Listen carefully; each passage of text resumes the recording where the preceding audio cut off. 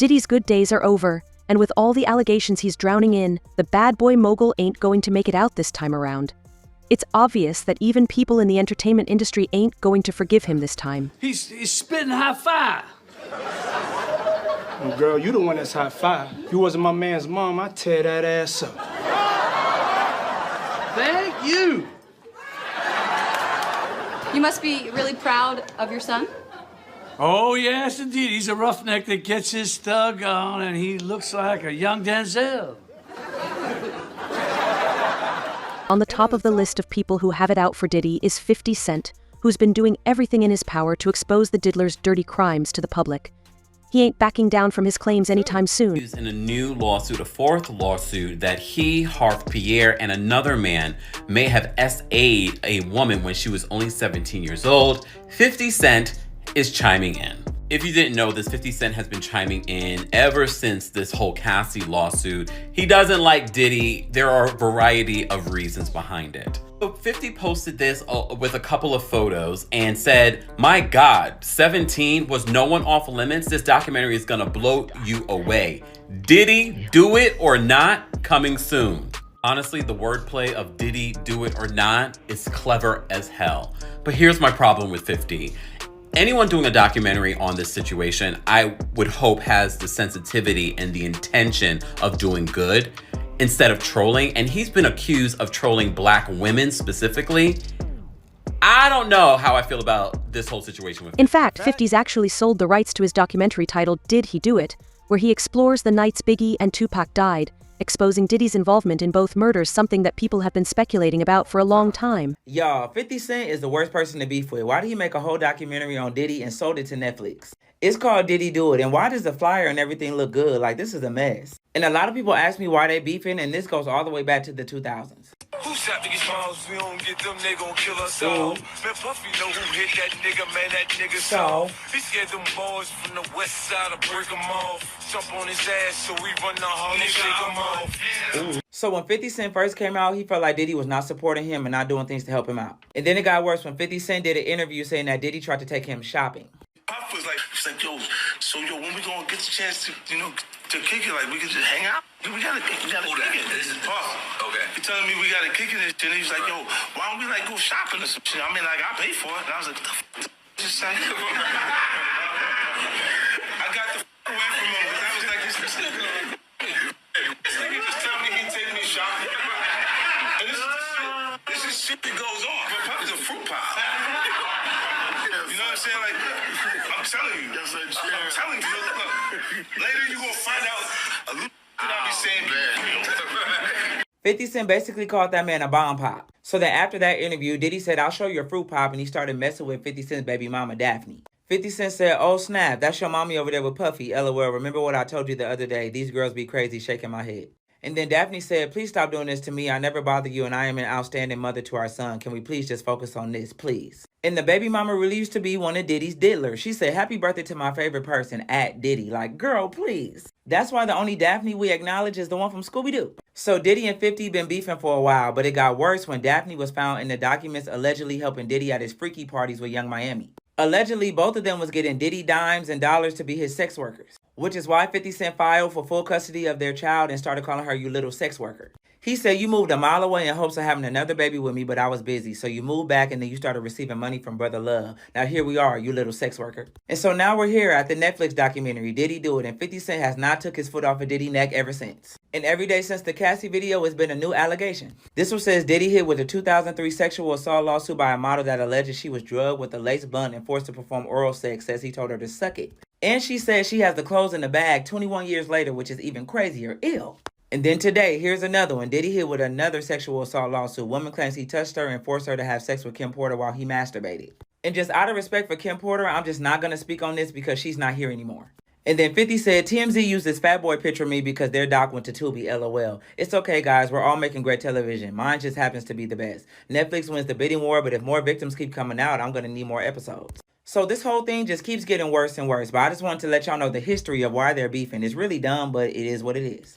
Prayers up for all the victims that are involved, and I'm praying for y'all families. Anybody who knows about Diddy and 50 Cent's beef knows it goes way back.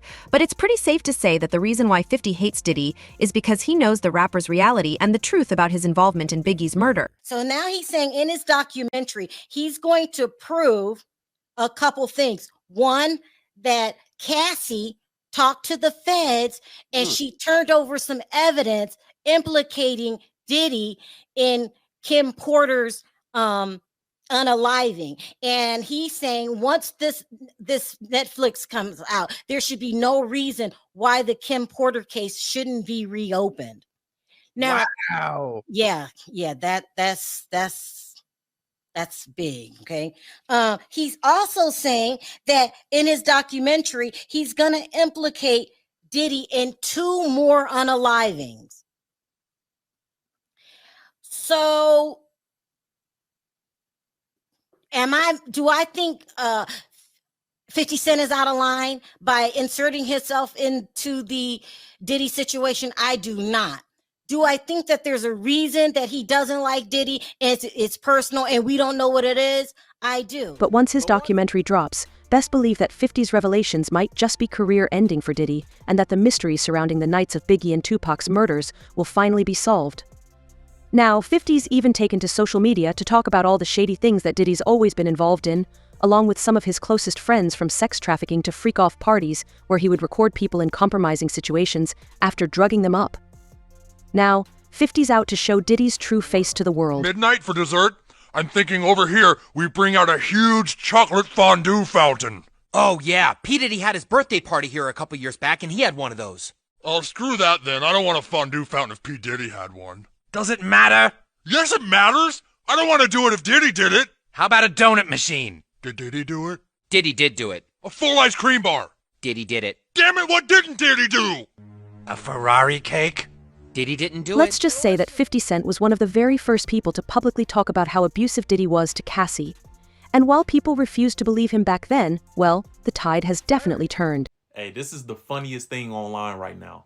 50 Cent every day wake up and take shots at Diddy on Instagram. We all see that, right? Everybody know that 50 Cent loved to poke fun at Diddy being, who Diddy is, allegedly. But this is funny. 50 reposted this on his Instagram. I guess nowadays, instead of kids saying no H-O-M-O, you know how we used to say when we was kids and now it's pause. I think the new thing that kids are saying, that's what the internet is saying, the new thing kids are saying is no Diddy instead of all that stuff. And 50 posted this. Check this out. This is what people saying on Twitter. It says, I put all my guys in positions, no Diddy. So apparently, instead of saying no H-O-M-O, kids are now saying no Diddy. So 50 reposted this on his Instagram and he captioned it this. This is what he said. He said, oh, I F with son. That's my man. No Diddy. So he trying to use the phrase too. Hey, this is funny, bro. I can see this catching. This is going to be a new trend. I can see people saying this. He said, I'll boom you right now. F out of here. LOL. So obviously 50 think this is funny. I think this is super funny too, bro. What y'all think about this? Y'all gonna start saying no? The truth is that 50 hasn't stopped himself from taking shots at Diddy because he wants the entire world to know the diddler's reality. I tell you what, though, who's having a field day with this is 50 Cent. I'm team 50 all day, every day. Why is it every time 50 comes after somebody, this shit is true? It's almost like he's the real Cleo. Call me now. 50 knows shit that we don't know, and that shit comes to fruition every time. I'm like, all the people he's gone after, it's funny, he's not trolling to troll. He's trolling with the truth. I mean, you got time after time of 50 Cent just being right on the money with shit. And it's just like, oh my God. He's been on Diddy for so long. He's like, yep. And then when Diddy's son came after him, and then who said you can't come after his son? That hold on. Somebody came after 50 and said you got to leave his son out of it. I don't know who did. You guys will tell me in the comments.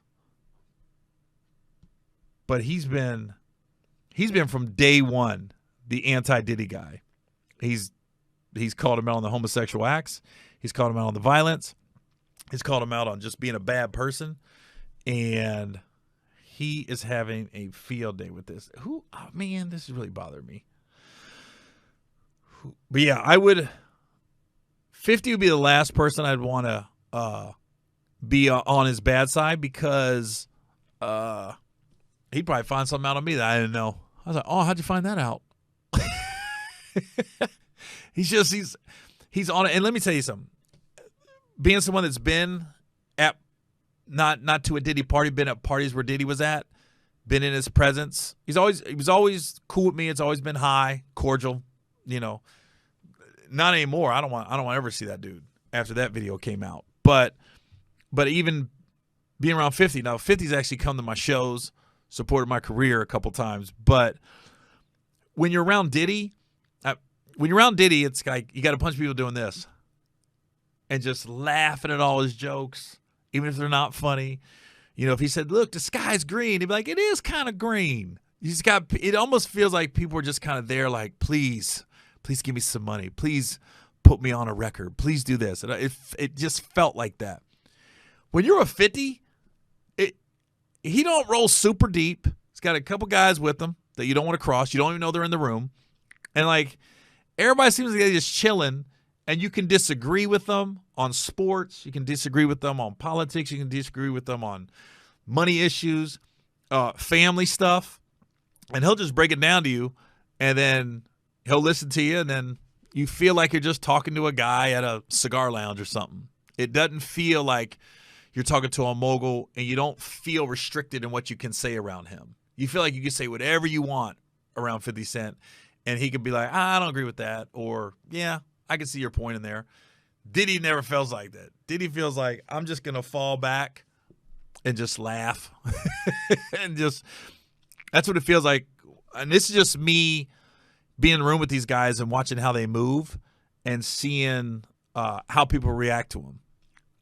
Granted, I don't know either of them that well, but I've actually been in a room and had one-on-one conversation with 50 Cent.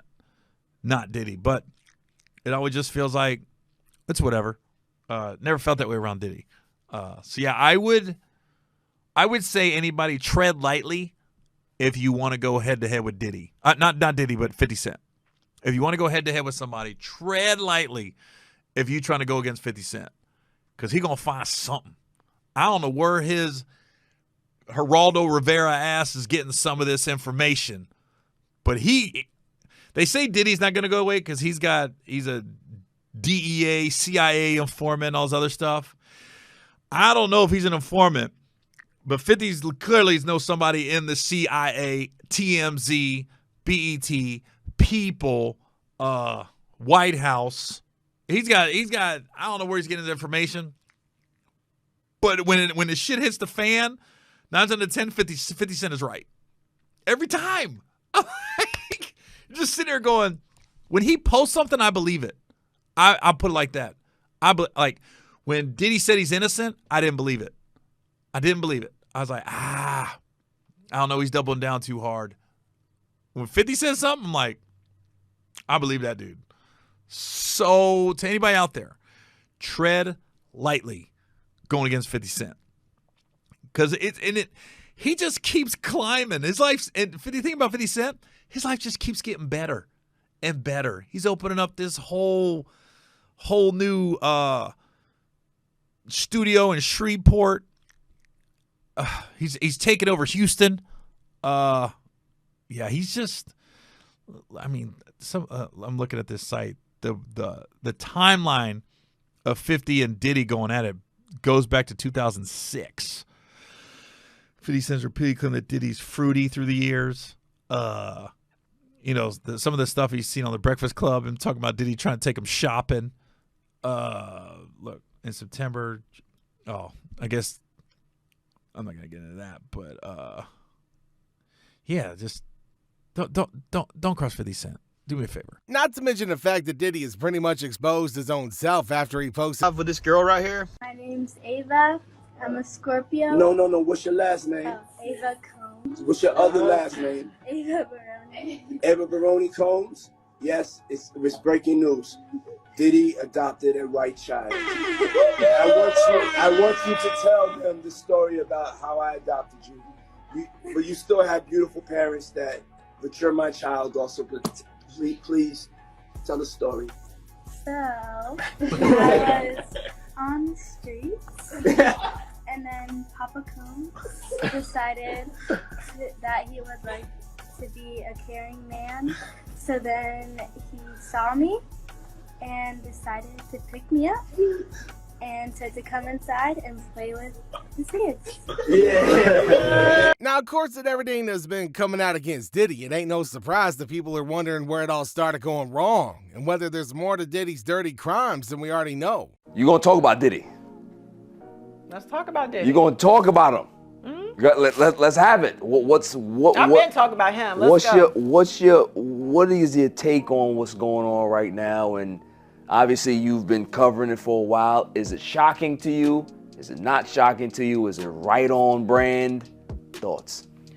I'm not shocked by it, I think. But Diddy is an example. I think he's like a psychopath. He's nasty, perverted. I've heard on drugs. Like, this is what happens. Cassie basically opened the Pandora's box. And there's several victims out there. And he probably, you know, when I describe the psychopath's behavior, it's like they're omnipotent. They think they're godlike. They think they're God and they're untouchable. And I believe he got so bad to the point where he gotten away with so much, even with the Shine situation and avoiding the law and having, you know, that's... Now, Fifth, when you continuously call Puff gay, does that affect your relationships in Hollywood? I don't call him gay. I said... Let me read it, Fifth. Oh my God. Sorry I can no longer help you guys. Soon you will all be gay and happy. You are all now left under leadership of Puffy Daddy. Report to the nearest rainbow. Dinner Thieves in theaters January 19th. That's why he says things. He doesn't even know what he's saying is like fruity. You know what I'm saying? Like, he says something fabulous and he goes, but me and you, we ain't party. Like, we need to party. What is he talking about? That's the kind of stuff that when people say that to me, I get a little uncomfortable. I get uncomfortable. Like, he said something to me one time, a long time ago, at Chris Lighty's wedding. He told me he'd take me shopping. I looked at him like, what'd you just say? Let me move, man, before I do something. You're gonna make me mess up the wedding. Oh, that's a nice gesture. Let me get out of no, dude, take me. That's what a guy says to a girl. Epstein of the music and entertainment industry. The new lawsuit that just dropped against Diddy is massive, and it has photos, it has videos, it names names, and there's so much here that it's never gonna fit into a single video. So I'm gonna do a quick overview in this video, and then I'm gonna do a couple of parts breaking down all the different aspects of what's come out so far. We're talking crime scenes, we're talking photo evidence of celebrities like Cuba Gooding Jr., we're talking record label executives, we're talking hidden cameras in every room of the house, getting recordings of celebrities, executives, politicians at parties with celebrities and underage girls, with drinks being spiked, with drugs. This goes all the way back to the murder of Tupac and Biggie. We're talking about the entire rap and hip hop industry and the whole music industry at large. But to be clear, this is just opinions and speculation. These are not statements of fact. When I show sources in the background, like the court case, you should take those for just what they are. I'm not saying that all of this is necessarily real. So what's happened just now is that this man, Rodney Jones, who is a music producer that worked with Sean Combs, who is Diddy, he just filed this lawsuit. And he didn't just file it against Diddy, he filed against the executives at all of the companies associated and against the companies like Universal Music Group. His lawyers claim that he has secured hundreds of hours of footage and audio recordings of Diddy and his staff and his guests engaging in serious illegal activity. It's illegal for lawyers to make these claims if they don't have reasonable belief that this evidence is legitimate and exists. They could get disbarred for making these claims if they're not true. And some of that evidence is present in this lawsuit, like when Diddy allegedly shot a man. And then the LAPD saw that room in the photo, the bathroom with all that blood, and were on the scene for hours and no arrests were made. They went with the explanation that Diddy told his staff to give, which was it was a drive-by shooting. Diddy made it clear that his head of security, Fahim Muhammad, had the power to make people and problems disappear. This guy. And all of Diddy's staff were instructed to contact Mr. Muhammad if they were ever pulled over by the police in Miami or California. Diddy often bragged about having law enforcement under control. Although the deeper you look, the more it looks like people above him and above law enforcement had him under control. We'll go more into these cases in the detailed videos, but now the bigger picture. See, Diddy has been one of the most powerful people in the rap industry ever since the 90s when he founded Bad Boy Records. And he was only 24 when he founded it. He started his career as a non-paid intern at A&R until he was then fired in 1993 when he was 24 and founded his own label, Bad Boy Records, later that year. So how does a 24-year-old found a massive record label on his own? Well, when you dig further, you realize it wasn't on his own. It was with the help of Clive Davis, his mentor. And the further into it all you dig, you realize